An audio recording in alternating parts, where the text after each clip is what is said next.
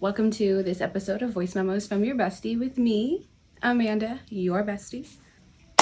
This episode, I'm going to talk about all the things that I do instead of going to therapy. Now, I made a list of all the things that I do instead of going to therapy. It's a pretty long list. And after looking at it, I realized that these are all things that I call my hobbies. So that was kind of a fun little light bulb moment for me. Now, I want to preface this by saying I 100% wholeheartedly believe in therapy. I believe it works. I believe it's such a helpful tool and experience for people. I don't think there is one person that would not benefit from therapy. But then the question comes like, then why am I not in therapy or seeking therapy or, whatever that that leads to. First and foremost, I'm a know-it-all, if you didn't know that. I know everything. And if I don't know everything, I have access to figure it out. And I will figure it out. So there's I have a need to figure things out on my own. It's hyper-independence, blah, blah, blah. We'll get into that in another episode. But I like to do things on my own and figure things out for myself. And therapy will give me the ability to do that in steps along the way, but I feel like for me, I've studied to be a psychologist. I took every class under the sun as an undergrad. No degree. I'm not a psychologist. I'm not a licensed therapist, and none of that. Whatever. That will be actually something that's discussed in a later episode as well. It's all kind of tied together. But I know a lot. I don't know everything when it comes to that. I don't think there's anybody that does. There's a whole book that's referenced throughout, any therapist's career. The DSM, I think it's 5 now. Is it 6? Am I behind? So it's not that I also wouldn't benefit from therapy. I think at this time in my life, there are so many other people that need it. And I don't want to take someone's spot because I feel like other people need it more than I do, and I don't want to take that away from someone. Now, like I said, there is not one person that would not benefit from therapy with the right therapist, because that's a big part of it too, is making sure you have the right person, talking to you about these things. It's a relationship. You have to vet them. You have to make sure that you guys are able to communicate with each other and have a connection to be comfortable, to reveal yourself to this otherwise stranger. But for me right now, it's not a necessity to continue living. It would be nice, maybe, probably, but where I'm at in my mental health, I'm not at a detriment, if that's making any sense at all. I believe therapy is a way to give someone the tools to work through whatever they have going on in their lives. I know a lot of those tools. I'm familiar with them. I know when to implement. I know what works for me. Therapy gives someone a safe space to talk about their underlying issues. And once again, I don't have anything that's that deep or that traumatic that I need a safe space. I have that. I have people, I've got friends, I've got family that if I needed to delve deep into, I could. I, once again, don't feel that need at this time. And I don't want to take that away from someone who needs it more than I do. Not to invalidate my own experiences and my own feelings, but I'm not at a place of necessity right now. The difference between where I'm at, and maybe I'm just being naive and delusional, and that's okay. I like the little utopia I've created and that I live in my head. But the one thing that therapy has that I don't have is the accountability. I'm holding myself accountable, right, to doing the work and to digging deep and being present and having these hard conversations with myself and with myself and other people. But I don't have that. It's just me holding myself accountable, and what's that worth, We are here to, hold each other accountable and make sure that we're checking in and doing what we're supposed to be doing, but I think I'm doing okay. And I say that more to convince myself than anyone else. So with that, let's get into all of the ways in which all of the things I do instead of going to therapy.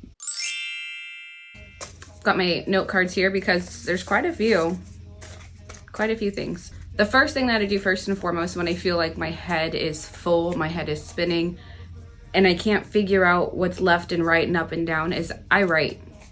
I keep a journal with me at pretty much all times, and I write. It has to be pen to paper because typing it out just doesn't, I guess that's texting, right? Texting. Typing or texting it out just doesn't feel the same, and it doesn't feel like I'm actually getting anything out. I have to physically handwrite it to feel like I'm transferring it from my brain and putting it somewhere else. I see my journals and my notebooks and these places that I write as like living things, living entities, and like they breathe because I'm putting life into them. I'm putting my life into them. And it's like I'm able to talk to someone and secure, my deepest, darkest thoughts, or even just my most jumbled up thoughts, nothing that makes sense. I've got them in a place, I can put them somewhere, and it keeps them for me. So I will journal, and that's just free write. Whatever comes to mind, I don't stop and second guess myself. I don't think about how I'm writing, what I'm writing. I just let it flow. And I just let it flow until it stops, until I have nothing left to say. And then at that point, that's usually when, towards the end of my free write, and I'm able to get everything out that I need to, it's at that point that it starts forming into like poetry. And I start being more conscious of what I'm writing and how it's coming out. And then I can switch my journal and go from there. So I'll journal, which is, my free writing, or I'll write poetry, as you may have gotten to experience from my last episode. When I write poetry, it comes to me in that way. Like that's how the thoughts come and they exist. So when I pull the other thoughts out, whatever else I have going on, and I'm able to get that on paper in my journal, what's left is almost like the poems that come from my experiences. I can hear it in my head before I write it. It's an insane process. And when I'm in it and I'm in the zone, it's exhilarating. It's fun, and it feels good. There's a release to it that I'm just like, oh, I can relax.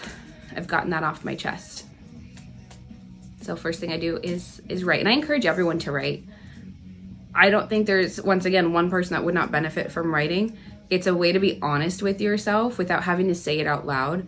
A lot of the times we don't say the hard things. We don't talk about what's going on because that makes it real, right? When you speak it out into the universe, put it out into the world, that makes it real. Writing is a way to do that without having to be as honest with yourself because you've put it away, right? You've taken it from here and you've put it over here. It's away for right now, and it's not so front of mind. Sometimes I feel like you can be even more honest with yourself when you're writing because we're so scared of what to say out loud that you can put it down in pen and paper. And I think that's kind of cool. So first thing I do, and actually this isn't in any order, but typically the first thing that I'll try to do is write. There are times where I don't write because I feel like I can't write because I'm not ready to accept what's going on, or I don't know what's going on and I'm not ready to really keep that forever. But that's just me avoiding the reality and almost, I guess, like lying to myself about the actuality of what's going on. But I don't do that as often anymore. Something that I also do, and I probably do this like once a week. No, I try not to do this once a week. That's so hard. I only say once a week because I did it recently, but like maybe once a month is I will bed rot. I will take an entire day off and I'll stay in bed all day. You're like, wow, what a waste of time. It's not. I'm recharging. I'm taking time for me just to be with me in my most just exhausted self, and recharging my social battery, my mental battery, my physical battery. I take all responsibilities off of my plate. The only thing I have to do is feed myself. And even then I don't have to go very far. I go to the kitchen, I order Postmates, I go out to my car, whatever it is. But I'll bed rot, and I love those days. what I'm doing while I'm bed writing, I'm binge watching some show, whether it's a comfort show or I'm rewatching my favorite movies. This past weekend, I had a bed rot day and I watched an entire series. It wasn't, well, an entire season of a new show I started watching because I was hooked. I couldn't actually do anything else because that's all I could focus on, all I could think about. But I stayed in bed, I watched that all day, and I enjoyed my comfort snacks. A lot of the times it's popcorn. I love my popcorn, nachos, some sort of sweet. So I had lemon cookies. I had lemon cookies this weekend, or a candy like a Twix or a Reese's. I just need to have some sort of little bit of balance, but I do make sure to remain hydrated because that's important. We have to stay hydrated, babes. So we write and we bed rot. Take that time to be me. I don't really take phone calls when I'm bed rotting. I don't really reply to text messages. I kind of, step away from the little screen and give all my attention to my big screen.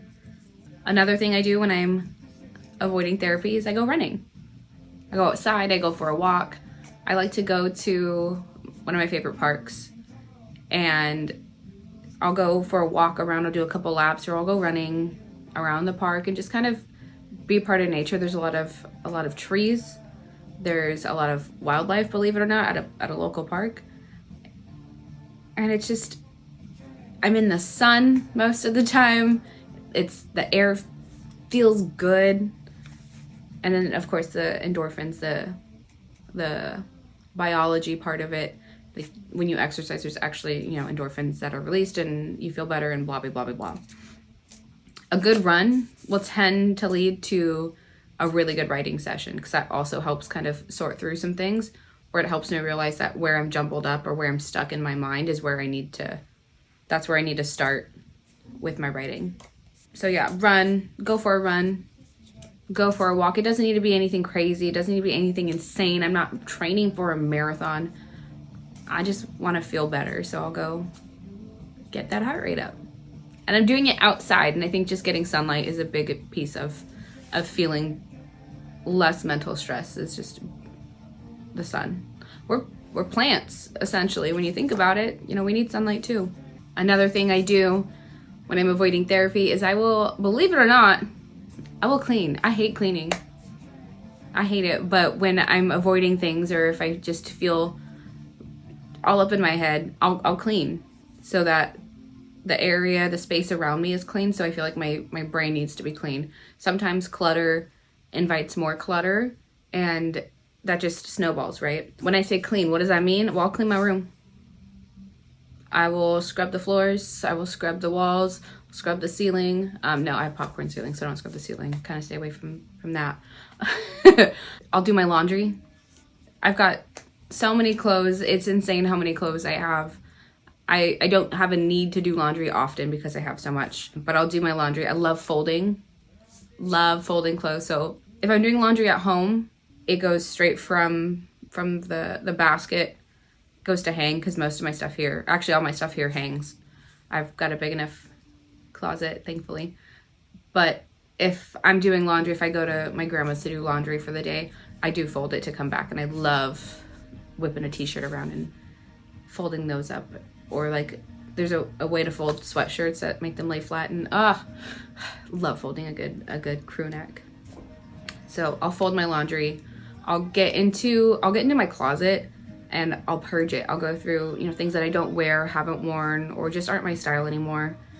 I'll go through and reorganize it to, by color, by style. I've got all my jackets on one side. Those stay pretty organized because I don't have as many jackets as I do like the rest of my clothes, but I've got like my rain jackets, which is a funny thing to have in Southern California, in Orange County no less. Rain jackets. I have fur coats because yes, I have more than one. What's next? I've got my shackets. I've got denim jackets. I've got cropped denim jackets. I've got furry, but not like fuzzy. I guess more like fuzzy sweaters. Like these are all zip ups, and then just like a basic zip up hoodie. Like it takes up so much. And then I've got more next to me here, but these are some that I wear a little bit more often. it's easier to just grab and run. But I'll organize my closet all to dresses. What do I have? Dresses, flannels, crop top, long sleeve. What's next? The middle section is all just work clothes.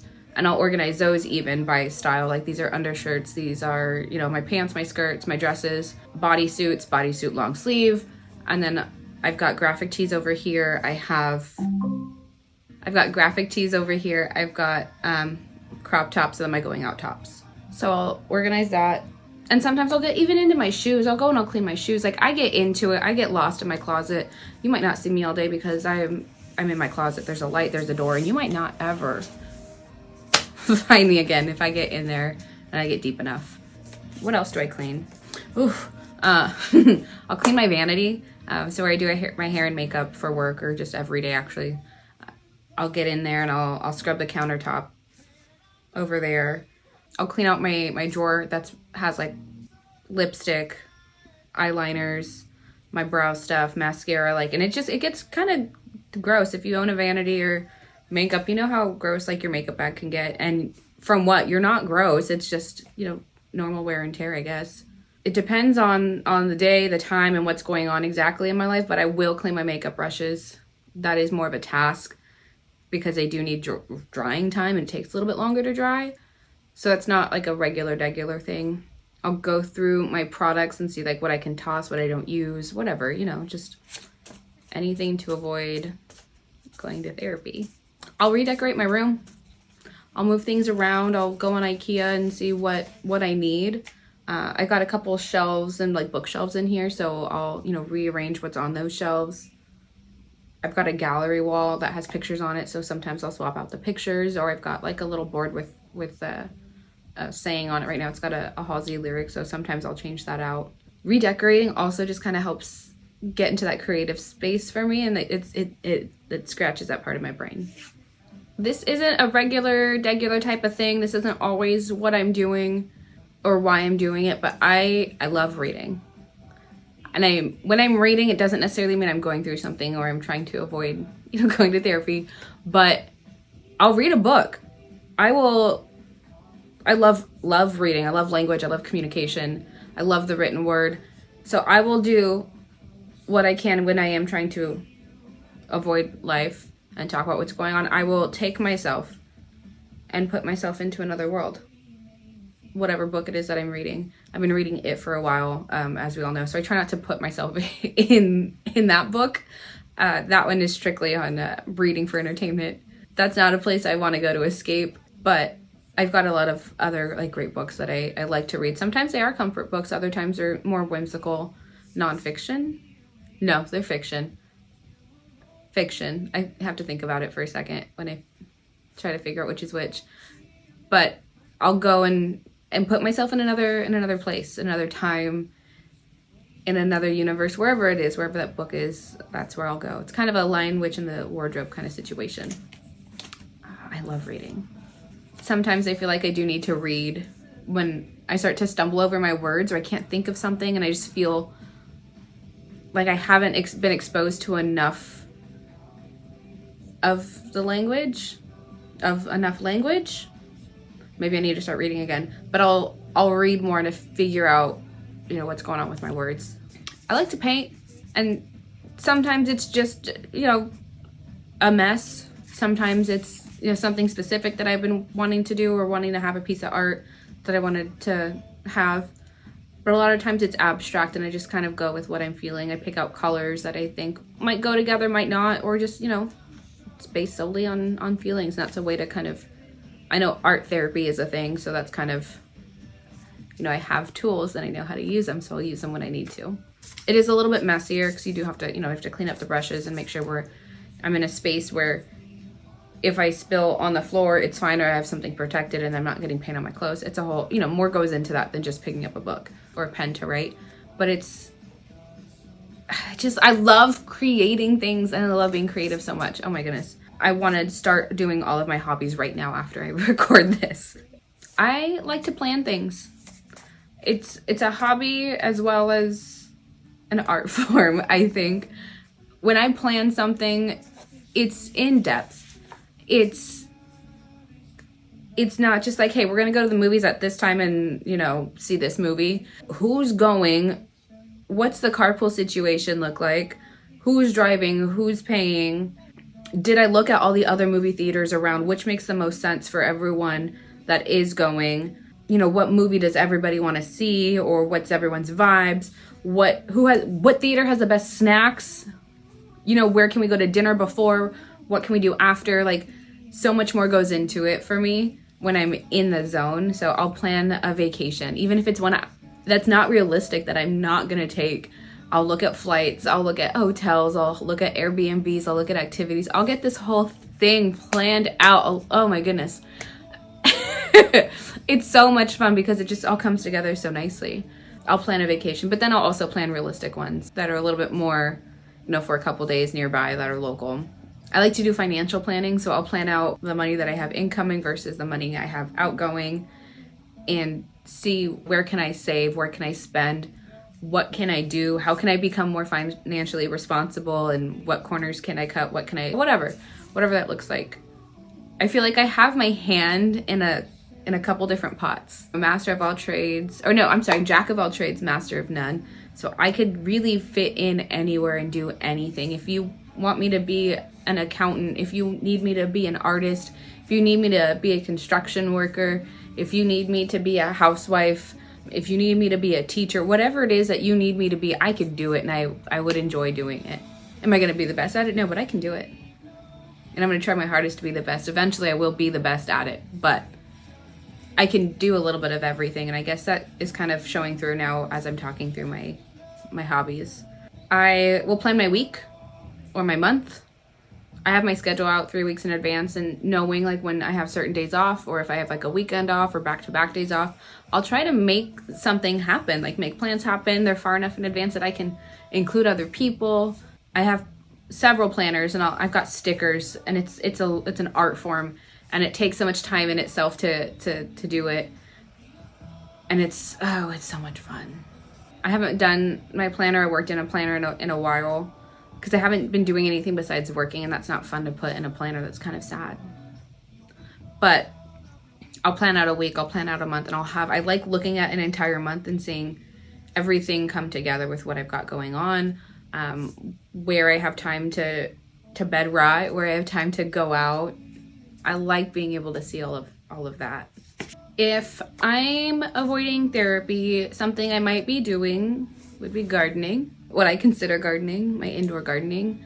I'll tend to my plants in a little bit more of a deeper fashion than just watering them. Although watering sometimes watering plants is tricky. If you have plants and you have multiple plants, you know it's tricky because you don't water them all at the same time. They all take water differently and need water at different times. When I'm gardening,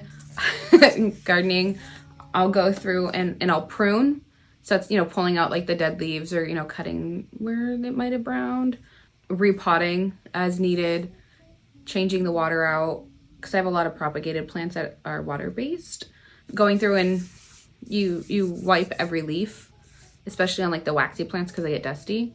So, tending to each individual leaf. And there's a lot of leaves in here. There's a lot going on back here. So that can take some time. I've got a big one, pothos, that hangs over my bed, kind of like a headboard. And that one's long and has a lot of leaves. So I'll redirect where that one's going and revine it and see if I can get it growing in a couple different ways. I'll look online. I'll go plant shopping. I'll see what other plants I can find. What else do I need? I don't need any other plants, but I always want more plants. So I will garden. Another way, retail therapy, let's be real, everyone does it. I'll go shopping, whether I'm shopping for clothes or going to Target or, shopping for groceries even. I love going to Trader Joe's and taking my time. That's always like a fun little trip to do. I'm shopping for housewares, for decor. I go to IKEA. I just take my time and kind of like look and just go somewhere to walk around. I'm not necessarily outside, but I'm outside to go inside. But I like to go shopping. Not necessarily like I don't need to buy anything. I just like to go out and look at what's going on and just being outside and being around people sometimes is enough. Even if I'm not socializing with them, I'm just outside amongst the community. A lot of the times I will phone a friend and I'll check in. I like to check in with my friends regularly, but it's like, hey, let's talk about what's going on with you. Because maybe if I am so involved in your problems and I'm being supportive and being a friend to you at this time, like I don't have to worry about what's going on with me and I can just pretend mine don't exist. And although that's not exactly entirely healthy, it's kind of, I think, what the basis of friendship is you're able to talk to people about what's going on and confide in them and support them, and back and forth. It's a back and forth, a push and pull. It's a two-way street, or at least it should be. And if it's not, then you need to reevaluate that friendship. Let's see, something else. I have a Disney pass and a Knott's pass, so I will be going to Disneyland, or I will be going to Knott's Berry Farm. And that's just a way in and of itself to just escape entirely to somewhere else, where I'm at Disneyland, so nothing matters, right? Like, I can have the corn dog. I can buy the t-shirt. I can do this. I can do that. It's whatever I want, because I'm at Disneyland. Part of that, I think, also heals some part of, like, my inner child. And that's something that, once again, like, my inner child, that comes up a lot and has a lot of bearing and a lot of weight on my day-to-day, which, now thinking about it, yeah, maybe a therapist would be helpful with how much it impacts me, but it's not detrimental, and I think that's where I'm at. But anyway, back to that. I go to Disneyland and I go to Knott's Berry Farm. I'll spend time with my niece and just helping her, being with her, hanging out with her, because she's innocent, she's light, she's pure, she's perfect. And so I can't help but be anything but that when I'm with her, because nothing else matters besides her happiness and whatever it is that we're doing. So now, as I've talked through, Alexa, do you have something to say?